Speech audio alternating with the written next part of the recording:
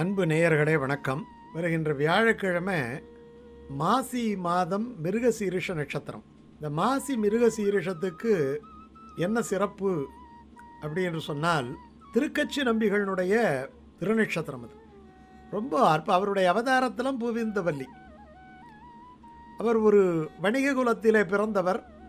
தனக்கு பிரித்து கொடுக்கப்பட்ட சொத்தை பெருமாளுக்கு கொடுத்தவர். அவர் பெருமாளுடைய கைங்கரியத்துக்கென கம்ப்ளீட்டாக அந்த சொத்து முழுக்க பயன்படுத்தியவர். கைங்கரியம் தான், இதை தவிர வேறு எதுவுமே கிடையாது. அவருடைய அந்த அன்பு, அவருடைய நைச்சிய பாவம், அடக்கம், இதெல்லாம் ரொம்ப பெருமையான விஷயம். அதாவது ரங்கநாத பெருமாளுக்கு பேசும் பெருமாள் 2 பேர். ஆனால் திருக்கச்சி நம்பிகளோடு பேசிய பெருமாள் யார் என்று சொன்னால் பேர் அருளாளன் காஞ்சி வரதன்.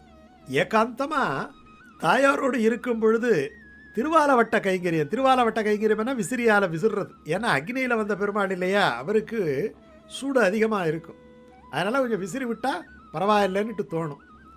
அந்த ஆலவட்ட கைங்கரியத்தை செய்யக்கூடிய பரம பாக்கியத்தை பெற்றவர் திருக்கச்சி நம்பிகள். இப்போ நினைத்தாலும் கூட நமக்கு புல்லரிக்கிறது. கதவெல்லாம் சாத்தின பிறகு ஏகாந்தமாக பெருமாள் இருக்கும் பொழுது இந்த பட்டாச்சாரியர் உட்பட போயிடுவார். ஆனால் அந்த நேரத்தில் அந்த பெருமாளுக்கும் பிராட்டிக்கும் இடைவிடாமல் திருவாலவட்டம் கைங்கரியம் செய்யக்கூடிய ஒரு பாக்கியம் ஒருவருக்கு கிடைத்திருக்கிறது சொன்னால் அவர் எவ்வளவு புண்ணியம் பண்ணியிருக்கணும். இவர் எப்பேற்பட்ட மகானுங்கிறதுக்கு அவருடைய வாழ்க்கை சரிதத்திலே ஒரு நிகழ்ச்சி இருக்கு.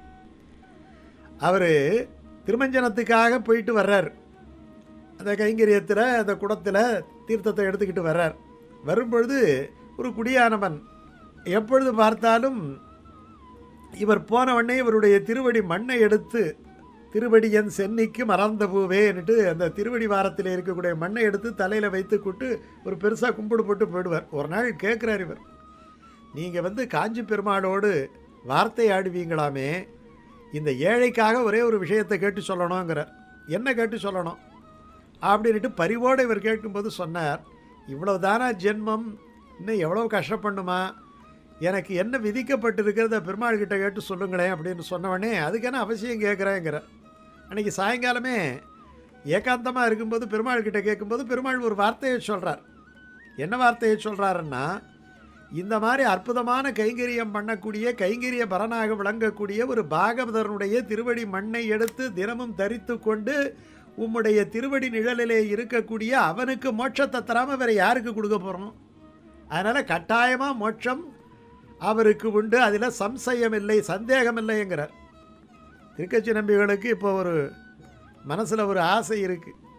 அந்த குடியானவனுக்கு சொல்லிட்டாரே, பெருமாள் வாயாலே கேட்போம், ஏன் அவருக்கு என்ன நம்பிக்கைன்னா எப்படியும் பெருமாள் தமக்கு மோட்சம் தந்துடுவார். அதனால் பெருமாள் வாயாலே கேட்டுறது நல்லதில்லையான்னுட்டு கேட்கும் பொழுது பெருமாள் சொல்கிறார், அதிலே சம்சயம் உண்டு. உன்னுடைய திருவடி வாரத்திலே விழுந்த ஒரு பாகவதனுக்கு கடை தேர்தல் உண்டு. ஆனால் உன்னுடைய மோட்ச பிராப்தியிலே சந்தேகம் உண்டுங்கிறார். இவருக்கு வெலத்து போகிறார். என்ன காரியம்ங்கிறத ரொம்ப அற்புதமாக சொல்கிறார்.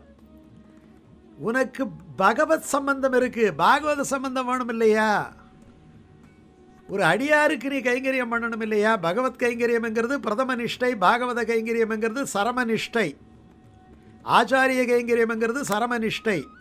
நீ என்னதான் பகவத் கைங்கரியம் பண்ணாலும் ஒரு பாகவத கைங்கரியம் பண்ணாதான் உனக்கு ஈடேற முடியும் அப்படிங்கிறத சொல்லாமல் சொல்கிறார்.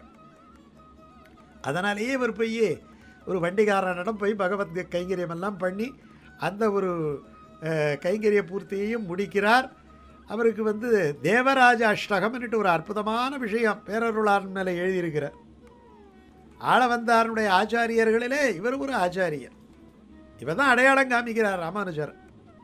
ராமானுஜருக்கு மிகப்பெரிய குழப்பம் ஏற்படுகின்ற பொழுது பேர் அருளாளன்கிட்ட அந்த குடியானவனுக்கு எப்படி மோட்சத்தை கேட்டு சொன்னாரோ அதே மாதிரி ராமானுஜரும் கேட்குறார், எனக்கு என்ன வார்த்தைகள் வைத்திருக்கிறார் காஞ்சி பேரருளாளன், அதுக்கு என்ன இப்பயே கேட்போமேன்னுட்டு கேட்குறார். 6 வார்த்தையை சொல்கிறார். சம்பிரதாயத்தில் இந்த 6 வார்த்தை தான் விசிஷ்டாத்வைத சித்தாந்தமே, ராமானுஜ சித்தாந்தமே. 6 வார்த்தை சொல்கிறார். அகமேவ பரதத்துவம், அகமேவ, எனக்கு மேலே ஒரு தெய்வம் உண்டா, உண்டு என்று இருப்பாரோடு உச்சிலேனுங்கிறார் திருமங்கை ஆழ்வார். அப்புறம் 2வது விஷயத்தை சொல்கிறார், ரெண்டாவது விஷயத்தில் என்ன சொல்கிறார்? விசிஷ்டாத்வைதம் தான், அத்வைதம் கிடையாது. இது விசிஷ்டாத்வைதம் இல்லையா? அதுதான் முக்கியம்.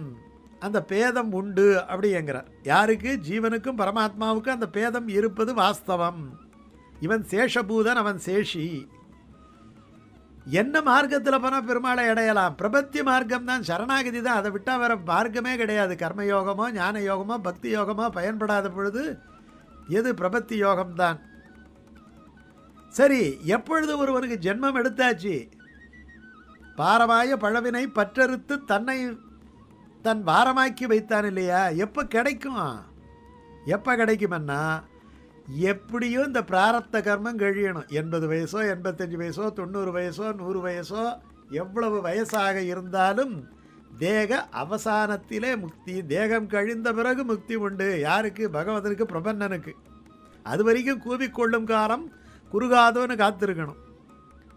சரி, எல்லாம் சாஸ்திரம் சொல்லுதே, சாகும்போது பகவன் நாமாவை சொல்லணும்னுட்டு.